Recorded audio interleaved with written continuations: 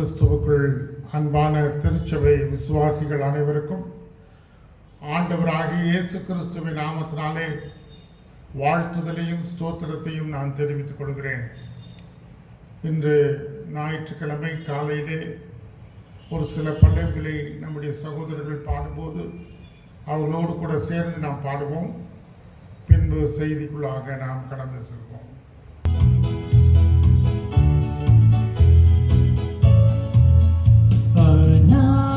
தேவனும் நடக்கலவே அவர் நித்திய புயங்களும் ஆதாரமே.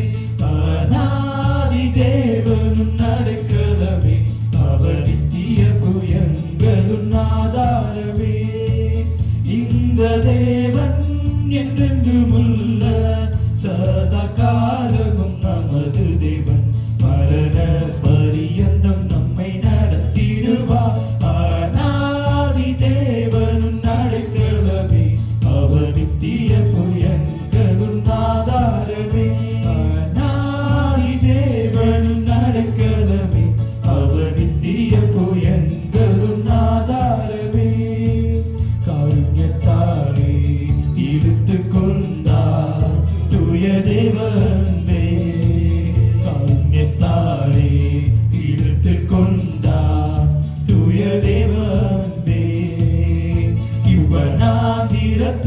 நயங்காக்கி உன்னை இனிதாய் வருத்தி அழைத்தார். இந்த தேவன் என்றென்றும் உள்ள சதா காலமும் நமது தேவன் மரண பரியந்தம் நம்மை நடத்திடுவார். அநாதி தேவனும் நடக்கலவே அவர் நித்திய புயங்களும் ஆதாரமே.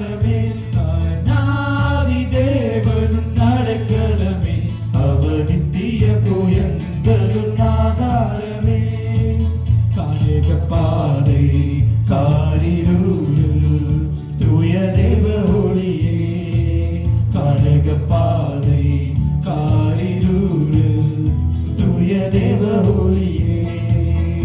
அழுகை நிறைந்த பள்ளத்தாக்குகளை அரும் நீருற்றாய் மாற்றினாரே. இந்த தேவன் என்றென்றும் உள்ள சதா காலமும் நமது தேவன் மரண பரியந்தம் நம்மை நடத்திடுவார். அநாதி தேவனும் நடக்கலவே அவர் நித்திய புயங்களும் ஆதாரமே. அநாதி தேவனும் நடக்கலவே அவர் நித்திய புயங்களும் ஆதாரமே. வறண்ட வாழ்க்கை செலுத்திடுதே தூய தேவருளா. வறண்ட வாழ்க்கை செலுத்திடுதே தூய தேவருளா. நித்திய மகிழ்ச்சி தலை மேல் இருக்கும் சஞ்சலம் தவிப்பும் முடிப்போம்.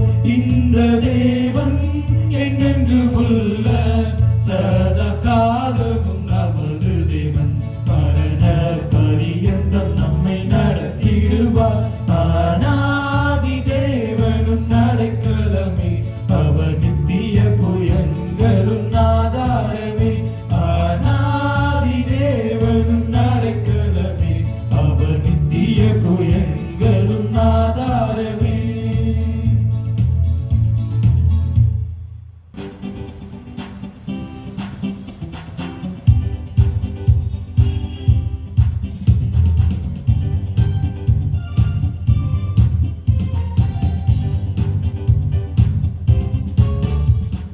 உண்டு உண்டு அற்புத வல்லமை இயேசுவின் இரத்தத்தால்.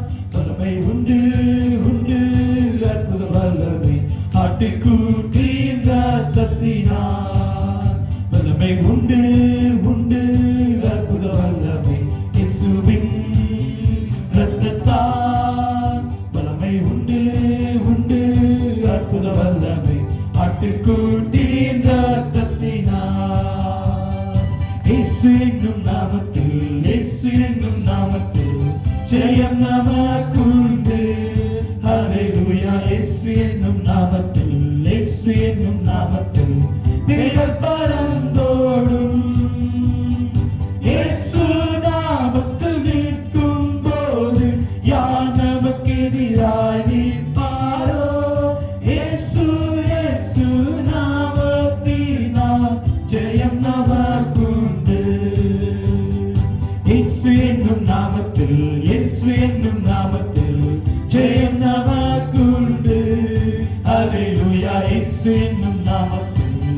இயேசு என்னும் நாமத்தில் தேவன் பறந்தோடும்.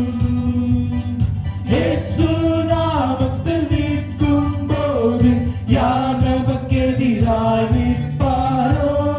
இயேசு இயேசு நாமத்தினால் ஜெயம் நமக்குண்டு. கொண்டாடுவோம் கொண்டாடுவோம் கர்த்தரின் ஜெயம் கொண்டாடுவோம். கொண்டாடுவோம் கொண்டாடுவோம் கர்த்தரின் ஜெயம் கொண்டாடுவோம். கர்த்தர் பெரும் காரியம் செய்திட்டார், வல்ல பெரும் காரியம் செய்திட்டார். கர்த்தர் பெரும் காரியம் செய்திட்டார். கர்த்தரின் ஜெயம் கொண்டாடுவோம். கர்த்தரின் ஜெயம் கொண்டாடுவோம்.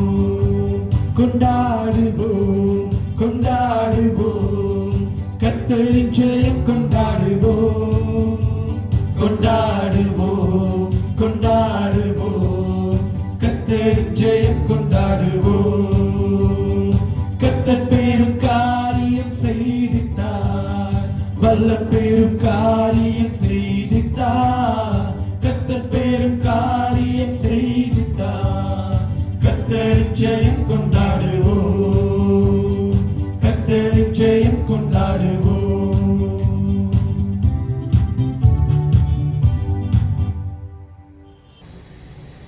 கிறிஸ்துவுக்குள் அன்பான விசுவாச பெருமக்களே,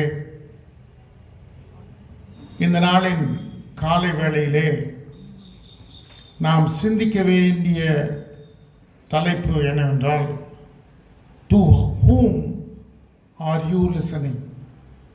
யாருடைய சத்தத்திற்கு செவி கொடுத்து கொண்டிருக்கிறீர்கள்? அதைத்தான் இந்த நாளில் நாம் தியானிக்க போக இருக்கிறோம். செய்திக்கு முன்பாக ஒரு வசனத்தை உங்கள் மத்தியிலே வாசிக்க விரும்புகிறேன். என் நாமத்தினாலே பிதா அனுப்ப போகிற பரிசுத்த ஆவியாகிய தேற்றரவாளனே எல்லாவற்றையும் உங்களுக்கு போதித்து நான் உங்களுக்கு சொன்ன எல்லாவற்றையும் உங்களுக்கு நினைப்பூட்டுவார். நீங்களும் நானும் வாழுகிற இந்த உலகம் மிக நவீனமான உலகமாக இருக்கிறது.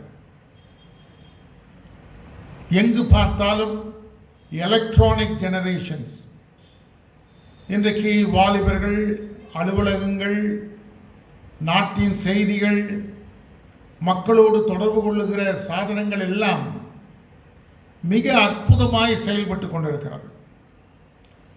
இன்னொரு வார்த்தையிலே சொல்வோமானால் இன்ஸ்டன்ட் கம்யூனிகேஷன்.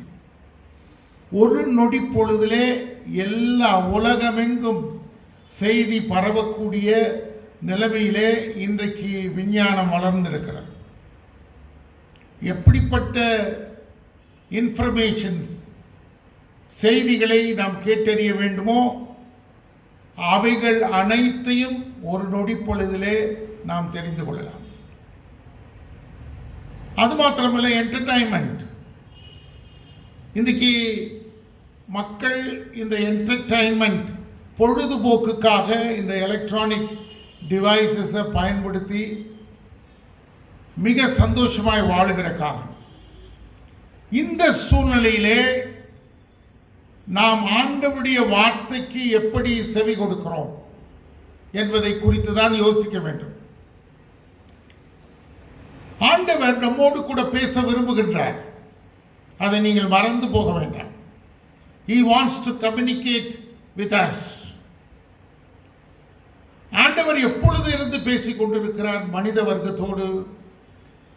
இந்த உலகத்தை படைத்த நாளிலிருந்து ஆண்டவர் மனிதனோடு பேசிக் கொண்டிருக்கிறார். பழைய ஏற்பாட்டின் காலத்திலே பார்க்கும்போது தம்முடைய தீர்க்கதரிசிகளை கொண்டு ஆண்டவராகிய தேவன் பேசிக் கொண்டிருந்தார்.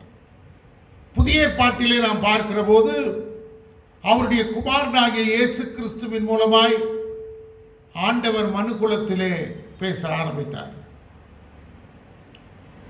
அதற்கு தொடர்ச்சியாக நாம் பார்க்கிற போது பரிசுத்த ஆவியானவர் இன்றும் நம்மோடு கூட பேசிக் கொண்டிருக்கிறார்.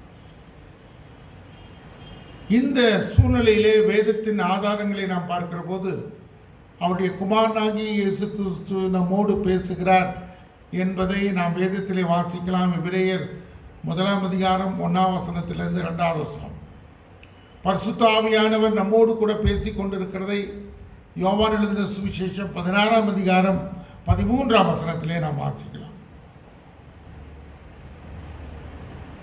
தேவனுடைய பிள்ளைகளே, நாம் கர்த்தருடைய சத்தத்தை இன்றும் நாம் கேட்டுக்கொண்டிருக்கிறோமா? நன்றாக யோசித்து பார்ப்போமானால் நம்முடைய காதுகள், நம்முடைய மனது, நம்முடைய இருதயம் இவைகள் எப்படி செயல்படுகிறது என்று சொன்னால், நல்ல டியூன் பண்ணி வச்சிருக்கிறோம். எதை தான் கேட்கணும், எதை தான் கேட்கக்கூடாதுன்னு. இதை கேட்கறதுக்கு சந்தோஷமா இருக்குது, இதை கேட்கறதுக்கு சந்தோஷம் இல்லை. இது யார் ஃபோக்கஸ் பண்ணது அப்படின்னா இந்த உலகம். இந்த உலகம் நம்மை மிக அழகாக டியூன் பண்ணி வைத்திருக்கிறது. அதனுடைய செய்திகளை கேட்பதற்கு மிக அழகாக நம்மை டியூன் பண்ணி வைத்திருக்கிறது. நீங்களும் நானும் கர்த்தருடைய சத்தத்தை கேட்பதற்காக மிகுந்த ஆசையோடு ஆர்வத்தோடு இருக்கிறோமா என்று யோசித்து பார்க்க வேண்டும். மிக சீக்கிரமாக வார்த்தையாக சில காரியங்களை உங்களோடு கூட நான் பகிர்ந்து கொள்ள விரும்புகின்றேன்.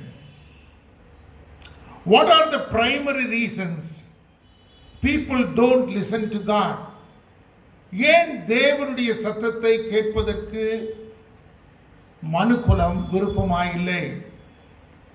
ஒன்று, அதற்கு காரணம் they don't have a relationship with God. தேவனோடு கூட நல்ல உறவு அவர்களிடத்திலே இல்லை. பலமுறை ஆண்டவர் மனிதனோடு கூட பேசுகிறார்.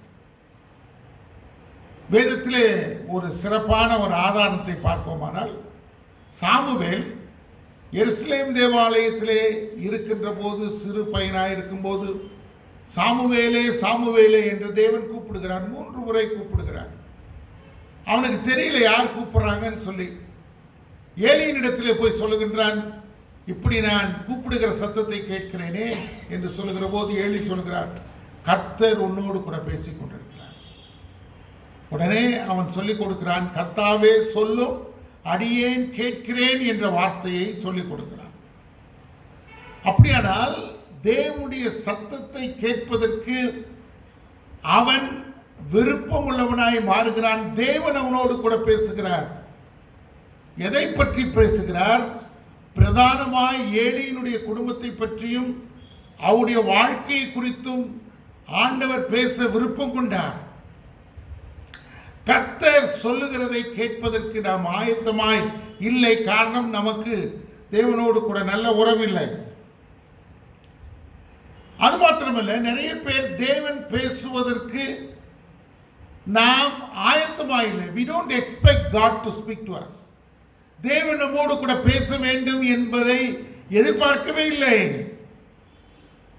ஏன்னா கர்த்தருடைய பரிசுத்தமும் அவருடைய குணாதிசயமும் அவருடைய வாழ்க்கையின் தத்துவங்களையும் நாம் பார்க்கிற போது அதை மனித வாழ்க்கை ஏற்றுக்கொள்ள முடியாத அளவுக்கு இருக்கிறது. ஏன் அப்படின்னா உலகம் அவர்களை வஞ்சித்து விட்டது. உலகத்தின் செய்திகள் அவர்களை வஞ்சித்து விட்டது. அதை மேன்மையாக யோசிக்கிறார்கள். அது மாத்திரமல்ல, உலகத்தின் செய்திகள் தேவனுடைய சத்தத்தை அது அடக்கிவிட்டது. யோசித்து பார்ப்போமானால் இந்த உலகத்தின் சத்தம் மனுக்குலத்திற்கு விருப்பத்தையும் சந்தோஷத்தையும் மாம்சீக வாழ்க்கையிலே கொடுக்கிறதை நாம் பார்க்கிறோம். ஆண்டவரை ஏற்றுக்கொண்ட மக்கள் நாம் அதிகமாக சிந்திக்க வேண்டிய ஒரே ஒரு காரியம், ஒவ்வொரு நாளும் தேவன் நம்மோடு கூட பேச வேண்டும். அது மாத்திரமல்ல, மக்கள் என்ன யோசிக்கிறோம்? They don't think he has ever spoken to them. ஒரு நாளும் தேவன் என்னோடு பேசினதில்லையே என்று சொல்கிறார்கள். ஒரு நாளும் தேவன் என்னோடு பேசினதில்லையே. ஏன் அப்படி சொல்கிறார்கள்? தேவன் பேசின காரியத்தை அவர்கள் கேட்கவில்லை, தேவன் பேசுகிறதற்கு இடம் கொடுக்கவில்லை என்பதுதான் உண்மையான காரியம். இன்னொரு காரியத்தை சொல்லுவோமானால், they have closed their mind to God's voice. ஆண்டவருடைய சத்தத்தை கேட்பதற்கு தங்களுடைய மனதை அவர்கள் அடக்கி கொண்டார்கள். இன்றைக்கு ஆண்டவருடைய சத்தத்தை கேட்பதற்கு விருப்பமில்லாத மக்கள் என்ன சொல்லுகிறார்கள்? people are too busy. ரொம்ப வேகமாய் செயல்படுகிற இந்த உலகத்திலே அவருடைய சத்தத்தை நான் கேட்பதற்கு எனக்கு எங்கே நேரம் இருக்கிறது என்று சொல்லுகிற இன்றைக்கு உலகத்தின் மக்களை நாம் பார்க்கிறோம். இன்னொரு காரியம், இன்றைக்கு ஒருவேளை கர்த்தருடைய செய்தி என்னிடத்திலே வருமானால் என் நிலைமை என்ன? they may fear about God's message. கர்த்தருடைய செய்தியை நான் கேட்பேனானால், அவர் என்னோடு கூட பேசுவாரானால், அவர் சில காரியங்களை என்னிடத்திலே செய்யும்படி சொல்லுவார், கீழ்ப்படியும்படி சொல்லுவார். அது என்னாலே செய்ய முடியாத ஒரு காரியமாக இருக்கிறது, அதை நான் செயல்படுத்த முடியாது என் வாழ்க்கையிலே என்று, அது மிக கடினமான ஒரு காரியம் என்று அதை செய்வதற்கு விருப்பமில்லாமல் இருக்கிறார். இன்னும் சில பேர் என்ன சொல்கிறார்கள்? ஆண்டவர் என்னோடு பேசுவதற்கு நான் தகுதி உள்ளவனா என்று யோசித்து தேவ சித்தத்தை, தேவ சத்தத்தை அவர்கள் விட்டு ஒதுக்கி தங்களுடைய வாழ்க்கையிலே தேவ சித்தத்திற்கும் சத்தத்திற்கும் அவர்கள் செவி கொடுக்கவில்லை. நன்றாக யோசித்து பார்ப்போமானால், வேத வசனம் சொல்லுகிறது, கர்த்தருடைய கண்கள் எப்பொழுதும் மனுக்குலத்தின் மேலே அது நோக்கமாக இருக்கிறது. நம்மை பார்த்து கொண்டிருக்கிறார், நம்மோடு பேசும்படி விரும்புகிறார். மனுமக்களை அவர் நேசிக்கிறார், மனுமக்களை தன்னுடைய உள்ளத்தின் ஆழத்திலிருந்து நேசிக்கிறார். சில சமயங்களில் தேவ சத்தத்தை கேட்காத ஜனங்கள் சொல்லுகிறார்கள்,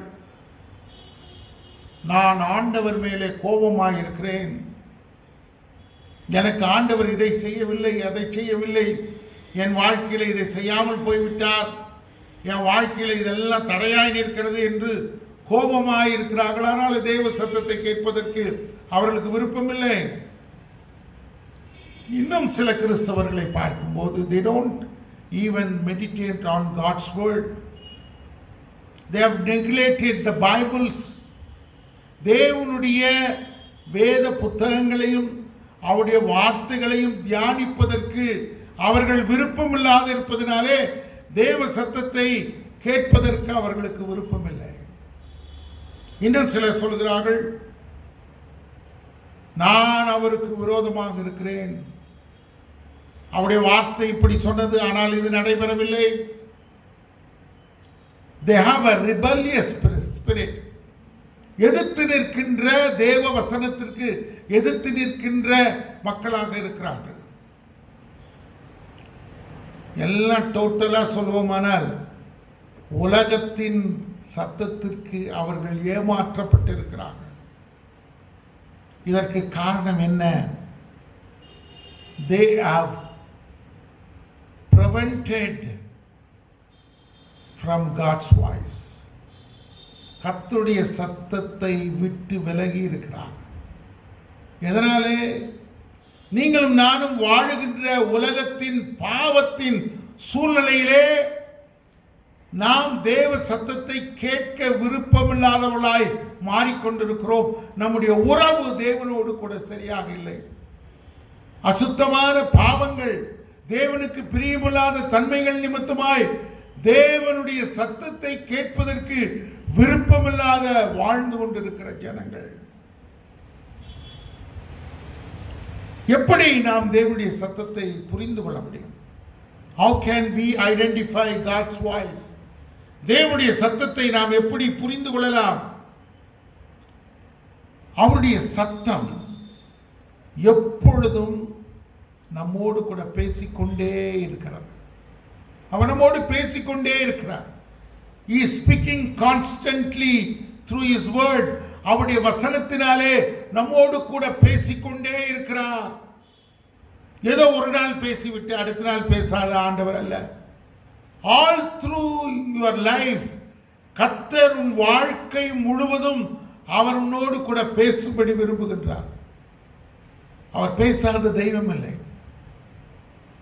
அவர் எப்பொழுதும் மௌனமாய் இருக்கிற ஆண்டவர் அல்ல. அவர் எப்பொழுதும் உன்னோடு கூட பேசும்படி விரும்புகின்றார். அதை நீங்கள் புரிந்து கொள்ள வேண்டும். இன்னொரு காரியத்தை நான் சொல்ல விரும்புகின்றேன். மனிதனுடைய செய்திக்கும் தேவனுடைய செய்திக்கும் நிறைய கான்ஃப்ளிக்ட் உண்டு, எதிர்பரமான காரியங்கள் உண்டு. ஏனால் மனிதனுடைய சுபாவம் எதை குறித்து பேசும் என்றால், தன்னுடைய எபிலிட்டிஸ், தன்னுடைய சுயநலம், தன்னுடைய காரியங்கள், தான் செய்ய நினைத்திருக்கிற காரியங்கள், தன்னுடைய திறமைகள், தன்னுடைய ஞானம், இவைகளை பற்றி பேசும். ஆனால் வேதவசனம் திட்டமும் தெளிவுமாக சொல்கிறது, இந்த உலகத்தையும் அண்ட சராசரத்தையும் படைத்த ஆண்டவர் நமக்கு கொடுக்கிற ஞானம் கர்த்தருக்கு பயப்படுவதனாலே வருகின்ற ஒரு ஞானம், அது அபரீதமானது என்பதை நாம் மறந்து போக வேண்டும், மறந்து போகக்கூடாது. கர்த்தருடைய சத்தம் எப்பொழுதும் நமக்கு தெளிவாகவும் அது இந்த உலகத்தின் கொள்கைகளுக்கு மாறாகவும் இருக்கும் என்பதை நீங்கள் மறந்து போகக்கூடாது. நிறைய சமயத்தில் ஒரு காரியத்தை நாம் யோசிப்போமானால், God's word is deadly against fleshly ideas. மாம்சத்தின் சிந்தைக்குரிய நோக்கங்களை அது வெறுக்கின்ற ஒரு தேவ வார்த்தையாக இருக்கிறது.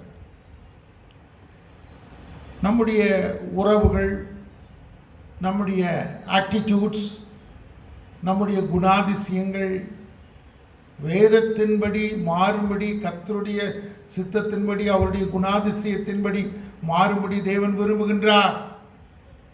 நம்முடைய மாம்சீக சிந்தைகளை ஆண்டவர் மாற்றி போட விரும்புகின்றார் என்பதை நீங்கள் மறந்து போகக்கூடாது. மாம்சீக நோக்கத்தை ஆண்டவர் வெறுக்கின்றார். இன்னொரு காரியம், கர்த்தர் நம்மோடு பேசும்போது நடக்கிற ஒரு காரியம், he will challenge our faith. நம்முடைய விசுவாசம் பெருகுவதாக இருக்கும். கர்த்தர் நம்மோடு பேசுகிற போது நம்முடைய விசுவாசம் வளர்ந்து கொண்டே போகும். பிரியமானவர்களே, விசுவாசத்திலே குறைவுள்ளவர்களாக நாம் இருக்காதபடிக்கு தேவன் நம்மை விசுவாசத்திலே பலப்படுத்துகின்ற ஒரு மாபெரும் காரியத்தை நாம் பார்ப்போம். விசுவாசத்தினாலே நாம் பெரிய காரியங்களை நாம் செய்ய முடியும். கடுகளவு விசுவாசம் இருக்குமானால் மலையை பார்த்து பெயர்ந்து போ என்று சொன்னால் அது பெயர்ந்து போகும் என்று வேதவசனம் சொல்லுகிறது. விசுவாசித்தால் நீ தேவனுடைய மகிமையை காண்பாய், விசுவாசிக்கிறவன் பதறான் என்று சொல்லி வேதவசனம் சொல்லுகிறது. பிரியமானவர்களே, அது மாத்திரமல்ல, கர்த்தருடைய சத்தம் எப்பொழுதும் நம்மோடு கூட தனிப்பட்ட விதத்திலே பேசும். His voice is so perfect and quiet. He will speak in a dramatic way. எப்படின்னா, எப்படி உரையாடல் நடக்கிறதோ அதை போல ஆண்டவர் நம்மோடு கூட பேசுவார். ஒரு மகனோடு பேசுவதை போல, ஒரு மகளோடு பேசுவதை போல, தன் நண்பனோடு பேசுவதை போல கர்த்தர் பேசுவார். அது மாத்திரமல்ல, கர்த்தர் பேசுகிற போது he will speak sometime very specifically on your life. உன்னுடைய வாழ்க்கையை குறித்து மிக திட்டமாய் ஆண்டவர் உன்னோடு கூட பேசுவார். அதை எத்தனை பேர் அனுபவித்திருக்கிறீர்கள் என்று எனக்கு தெரியாது. நான் ஒரு முறை மிகுந்த வியாதிஸ்தனாய் ஆஸ்பத்திரியில் படுத்திருக்கின்ற போது மருத்துவர் சொல்லிவிட்டார், நீ ஆராதிக்கிற ஆண்டவர் உனக்கு சுகம் கொடுப்பார், நீ அவர்தான் சுகம் கொடுக்கிற ஆண்டவர் என்று சொல்லிவிட்டார். என்னை பார்க்க வந்தவர்கள் எல்லாரும் யோசித்தாங்க, இவருடைய சரீரம் மஞ்சள் நிறமாய் மாறிட்டு, அவர் தொடுகிற பொருட்கள் எல்லாம் மஞ்சள் நிறமாய் போயிட்டு, அவருடைய ஜாண்டிஸ் ரொம்ப பெருசாக போயிடுச்சு, இனிமேல் அவர் பிழைக்க முடியாது என்று சொல்லுகிற நிலைமைக்கு வந்துவிட்டார். இருந்து விட்டேன். அப்போது என்னுடைய மனைவி என் கால் பாதத்திலே அமர்ந்திருந்து அவள் ஜெபித்து கொண்டிருந்தாள். ஒரு நாளைக்கு 8 மணி நேரம் ஜெபம். நான் ஜெபித்த ஜெபம் எப்படின்னா, என் தலை மேலே கையை வைத்து ஜெபித்து கொண்டிருந்தேன். என்னை பார்க்க வருவர்கள் கூட பயப்பட்டார்கள். அந்த ஜாண்டிஸ் அவர்களுக்கு தொற்று நோயாய் மாறிவிடுமோ என்று மிகுந்த பயப்பட்டார். ஆனால் என் வாழ்க்கையில் நடந்தது என்ன தெரியுமா? அற்புதமான சுகம்.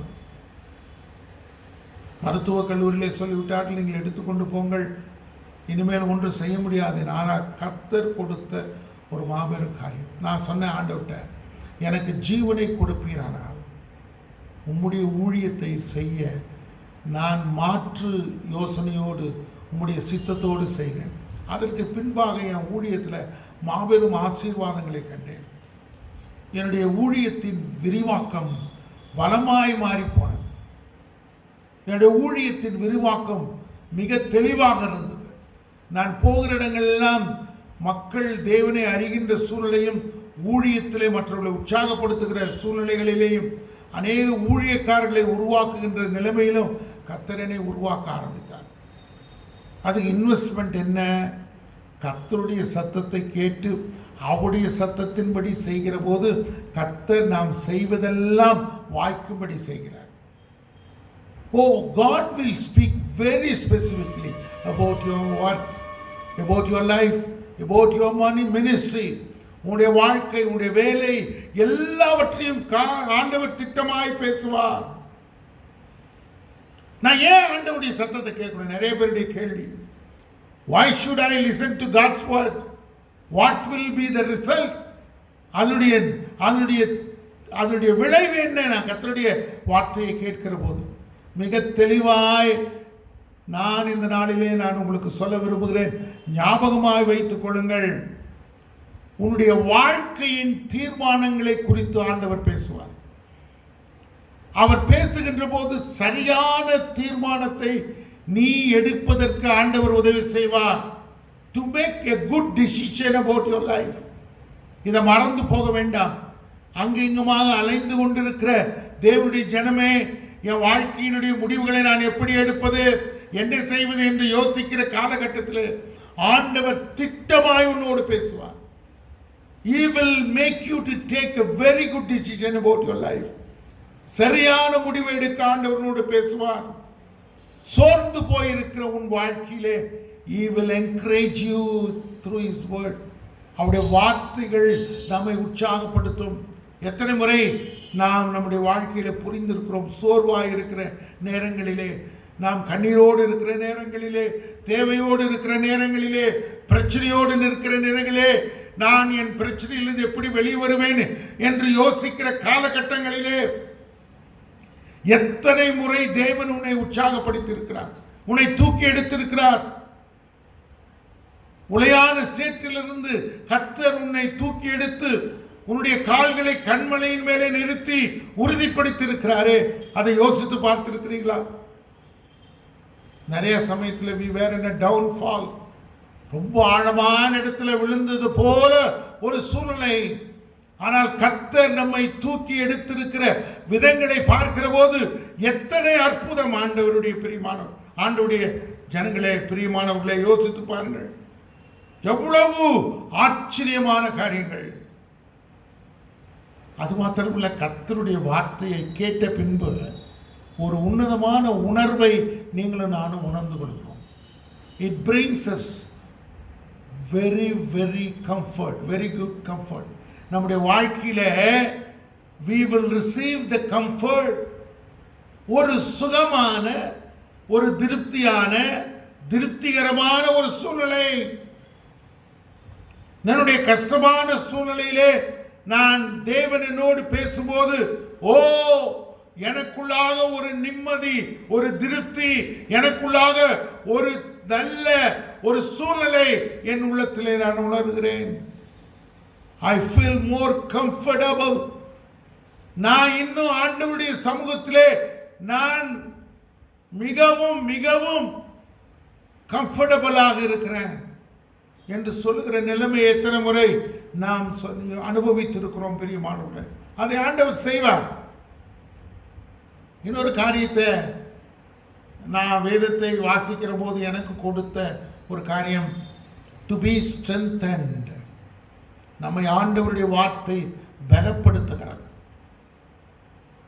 ஒருவேளை விபிஎஸ்ல ஒரு பாட்டு பாடுகிற பிள்ளைகளுடைய நிலைமையை நான் பார்க்குறேன். சரீர பலத்திற்காக எத்தனையோ சத்து உணவுகளை, சத்துள்ள ட்ரிங்க்ஸை பெற்றோர்கள் பிள்ளைகளுக்கு கொடுக்கிறார்கள். நாம் எடுத்து அதை பயன்படுத்தி நம்முடைய வாழ்க்கையின் சரீரத்தை, பலத்தை நாம் பெற்றுக்கொள்கிறோம். ஆவிக்குரிய பலன். ஐயா, ஒருவேளை நீ சரீரத்தில் பலமில்லாதவனாக இருக்கலாம், ஆனால் ஆவிக்குரிய பலன் உன்னிடத்தில் இருக்கிற போது, அருமையான தேவனுடைய பிள்ளைகளே, நீ அசாதாரணமான கிரியை தேவ பிரசன்னத்திலே செய்யும்படி கர்த்தர் உன்னை எடுத்து பயன்படுத்துவார். கர்த்தர் பயன்படுத்துகிறார். இன்றைக்கு தேவனாலே பயன்படுத்தப்படுகிற மனிதர்கள், தேவ தாசர்கள் எத்தனையோ பேர் சரீரத்திலே பலவீனர்களாய் இருந்தாலும் அவர்கள் தேவனாலே பயன்படுத்தப்படுகிறதை நாம் பார்க்கிற போது எத்தனை வல்லமையான ஒரு காரியம். உலகத்தை கலக்குகின்ற தேவனுடைய தாசர்களை பார்க்கிறோம். சரீரத்தில் பல பலவீனங்கள் இருக்கிறது, ஆனால் கர்த்தர் கொடுக்கிற பலத்தில் அவர்கள் செய்கிற காரியங்கள் என்ன? மகத்தான காரியங்கள். அது மாத்திரமல்ல, to know God's will. You will find God's will. தேவ சத்தத்தை நீ கேட்கிற போது தேவ சித்தத்தை செய்வதற்கு நீ புரிந்து கொள்வாய், அறிந்து கொள்வாய். தேவ சத்தத்தை நீ கேட்க கேட்க, அவர் உன்னோடு பேச பேச, அவருக்கு விருப்பமானதை செய்யவும் அவருடைய சித்தம் செய்யவும் உன்னை நீ ஒப்பு கொடுப்பாய். அவருடைய சித்தம் செய்கிற போது வேதவசனம் திட்டமாய் சொல்கிறது, திட்டமாய், வெகு திட்டமாய் நீ தேவனுடைய சித்தத்தை நிறைவேற்றுகின்ற மனுஷியாக நீ இருப்பாயானால் உன் வாழ்க்கை செழிக்கும். உன் வாழ்க்கையிலே ஆசீர்வாதம் வரும். உன் வாழ்க்கையிலே தேவ பலன் நிலையும். தேவனாலே நீ பெரிய காரியங்களை செய்ய முடியும். அவருடைய பரிசுத்த ஆவியானவர் உன்னை எடுத்து பயன்படுத்த ஆரம்பித்து விடுவார். நீ வேலை ஸ்தலத்திலே, நீ செய்கிற தொழிலிலே, நீ பிரயாசப்படுகிற பிரயாசங்களிலே கர்த்தருடைய ஆவியானவர் தேவ சித்தத்தின்படி உனக்கு உதவி செய்கிறதை நீ உணர்ந்து கொள்ளலாம். நான் சொல்லுவேன், you will receive the best from the Lord. தேவனிடத்தில் இருந்து மிக சிறப்பான ஆசீர்வாதங்களை நீ பெற்றுக்கொள்ளலாம். கர்த்தருடைய வார்த்தையை நீ செவி கொடுப்பாயானால் மிக சிறப்பான காரியங்களை பெற்றுக்கொள்ளலாம். Sometimes we have to be very silent and listen to the word. மிக அமைதியாய் தேவனுடைய வார்த்தையை நாம் கேட்டு அவருக்கு கீழ்ப்படுகிற சூழ்நிலையிலே நம்மை நாம் ஒப்பு கொடுப்போமானால் நமக்குள்ளாக ஒரு ரட்சிப்பின் சந்தோஷம், நமக்குள்ளாக ஒரு மாபெரும் எழுப்புதல், ரட்சிப்பின் நிச்சயம், சந்தோஷம். நான் அவருக்குள்ளாக இருக்கிறேன், அவர் என்னோடு கூட இருக்கிறார், அவருக்குள்ளாக செயல்பட்டு கொண்டிருக்கிறேன் என்று சொல்லுகின்ற மாபெரும் அனுபவத்திற்குள்ளாக நீ கடந்து போகலாம். கர்த்தருடைய வாழ்க்கையை நீ வாழ்க்கையில அனுபவிக்கலாம். அவருடைய குணாதிசயத்தை பெற்ற மனிதர்களாக வாழ நீங்களும் நானும் ஒப்புக் கொடுக்கலாம். பெரியமானவர்களே, ஐயா, இதெல்லாம் செஞ்சாலும் கர்த்தருடைய பாதுகாப்பு உன்னோடு கூட இருக்கு. அவருடைய வசனத்தின் பாதுகாப்பு, அவருடைய வார்த்தை நம்மை பாதுகாக்கும். அவருடைய வார்த்தை நம்மை பாதுகாக்கும். நாம் செல்ல வேண்டிய வழி, நாம் எடுக்க வேண்டிய தீர்மானங்கள், ஐயா, எத்தனை முறை நம்ம வாழ்க்கையில கர்த்தருடைய சித்தம் செய்யாததுனாலே, நம்முடைய விருப்பப்படி நாம் வாழ்ந்து தீர்மானங்களை எடுத்ததுனால, it was very costly decision that we have to pay very, very, very costly problems. எத்தனை பிரச்சனையான சூழ்நிலைகள், எத்தனை பிரச்சனையான கண்ணீருடைய நிலைமைகள், எத்தனை கர்த்தருக்கு பிரியமில்லாத காரியங்களை செய்ததினாலே எவ்வளவு செலவு செய்து அதிலிருந்து மீண்டு வர முடியாத நிலைமையிலே கஷ்டப்பட்டு உன் வாழ்க்கை சிக்கிக் கொண்டிருக்கிறதை நீயும் நானும் அறிந்திருக்கிறோம் பிரியமானவர்களே, கர்த்தர் நம்மை எல்லா தீங்குக்கும் விலக்கி காப்பார்.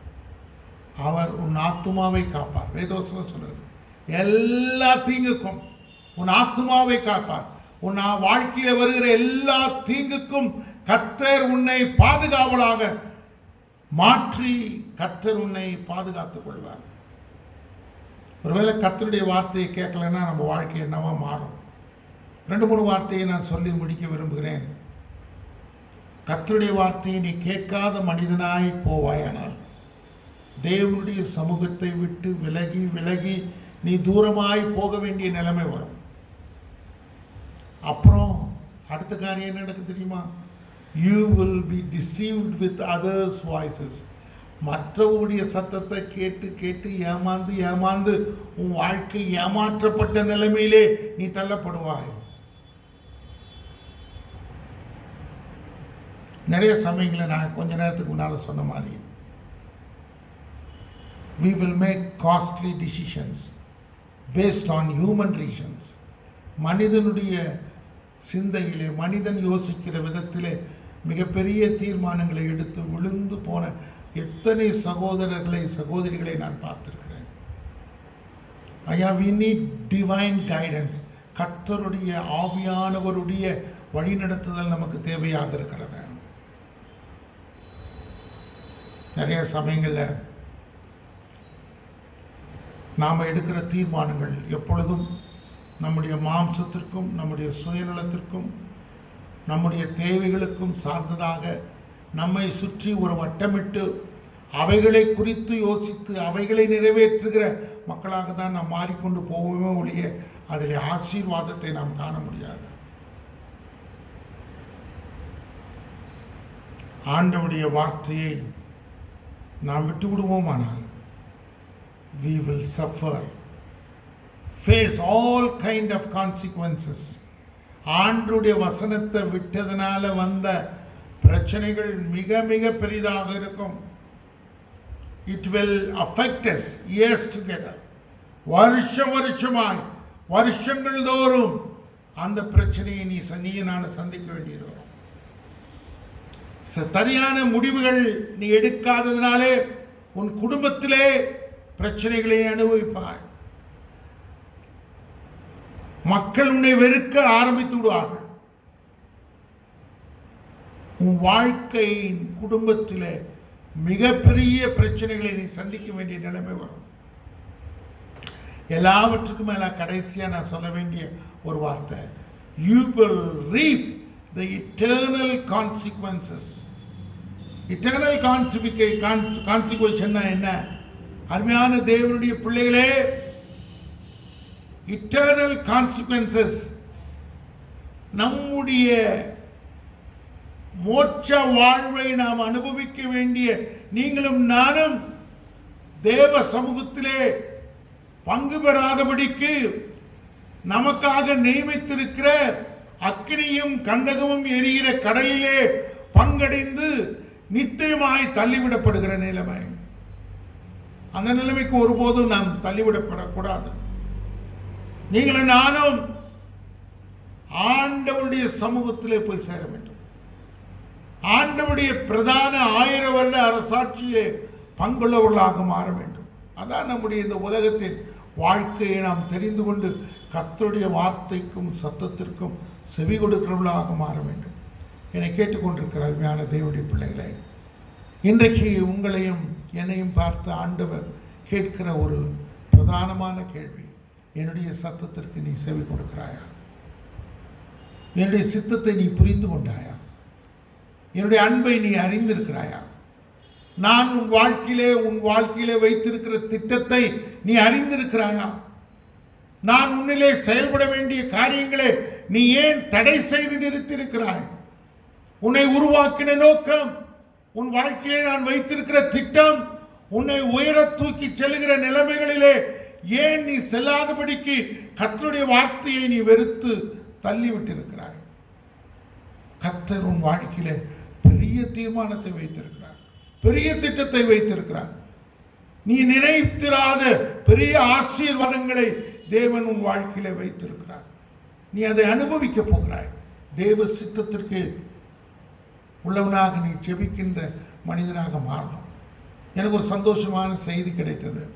எங்களுடைய திருச்சபையை சார்ந்த 2-3 சகோதரர்கள் தொலைபேசியில் ஒன்றிணைந்து ஜெபிக்கிறதாக நான் கேள்விப்பட்டேன். எனக்கு எவ்வளோ சந்தோஷம். 1-2 பேர் மாத்திரம் இல்லை, நிறைய பேரை இணைத்து தொலைபேசியின் வழியாக கான்ஃபரன்ஸ் காலில் அவங்க ஜெபிக்கிற போது ஒருத்தரை இந்த சூழ்நிலையில் ஒன்று சேர முடியாத சூழ்நிலையில், சோசியல் டிஸ்டன்ஸ் சூழ்நிலையில் இந்த மீடியாவை பயன்படுத்தி அநேகரை ஜெபத்திலே வழி நடத்தலாம். ஒருத்தர் உற்சாகப்படுத்துகிற ஒரு காரியம். இது என் மனசுக்குள்ள இருந்த ஒரு சந்தோஷமான நிலைமை. அவங்களை நினைத்து நான் கர்த்தரை ஸ்தோத்திரித்தேன். ஒரு நாள் என்கிட்ட அவங்க சொல்லலை, பட் இட்ஸ் கோயிங் ஆன். அது நடந்து கொண்டு இருக்கிறதற்காக நான் தேவனை ஸ்தோத்திரிக்கிறேன். நீங்களும் நான் அதிகமாக ஜெபிக்கிற போது கர்த்தருடைய வார்த்தை நம்மளே கொடுக்கப்படும். நாம் தேவ சித்தத்திற்கு உரியவளாய் மாறுவோம். கர்த்தர் உங்களை ஆசீர்வதிப்பார். அன்புள்ள ஆண்டவரே, இந்த நாளிலே உம்முடைய வார்த்தையை நாங்கள் கேட்கும்படி எங்களுக்கு நீ உதவி செய்தீரே, அதற்காக உம்மை ஸ்தோத்திரிக்கிறோம். யாருடைய சத்தத்திற்கு நாங்கள் செவி கொடுக்கிறோம். கர்த்தர் இந்த உலகம் உருவான நாளிலே இருந்து தொடர்ந்து மனுமக்களோடு நீ பேசிக் கொண்டிருக்கிறீர். பல விதமாய் பேசிக் கொண்டிருக்கிறீர். உம்முடைய பரிசுத்த ஆவியானவர் இன்றும் எங்களோடு கூட பேசிக் கொண்டிருக்கிறார். நாங்களும் அநேக சமயங்களிலே உம்முடைய சத்தத்திற்கு செவிகொடாதபடிக்கு கீழ்ப்படியாமையால் நாங்கள் அநேக சூழ்நிலைகளுக்குள்ளாக கடந்து போயிருக்கிறோம், பிரச்சனைகளுக்குள்ளாக கடந்து போயிருக்கிறோம். இன்றைக்கு எங்களுக்கு நினைப்பூட்டினீரே, அதற்காக உமக்கு ஸ்தோத்திரம். எங்களை கழுவி சுத்திகரியும், எங்களை புதுப்பியும். உம்முடைய சத்தத்திற்கு செவி கொடுக்கிற மனுஷியாய் எங்களை மாற்றி போடும். தொடர்ந்து இந்த காலகட்டத்திலே நாங்கள் அனுபவித்துக் கொண்டிருக்கிற சூழ்நிலைகளை நீர் அறிந்திருக்கிறீர். ஒரு பெரிய மாற்றத்தை கொண்டு வரும். எங்களுடைய இந்திய தேசத்திலே இந்த தொற்று அதிகரித்து கொண்டிருக்கிறது.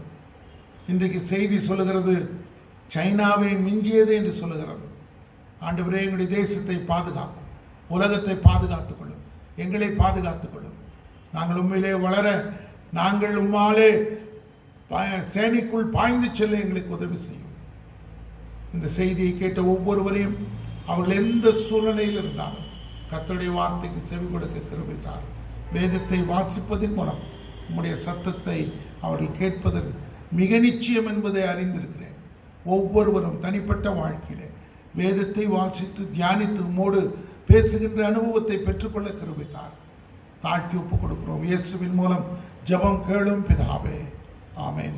நம்முடைய கர்த்தராகிய இயேசு கிறிஸ்துவுடைய கிருபை, பிதாவாகிய தேவனுடைய அன்பு, பரிசுத்த ஆவியானவருடைய அந்யோன்ய ஐக்கியம், சுகம், பலன், பாதுகாப்பு இன்றும் என்றும் சதா காலங்களிலும் நம் அனைவரோடும் கூட தங்கி தரித்திருப்பதாக. ஆமென்.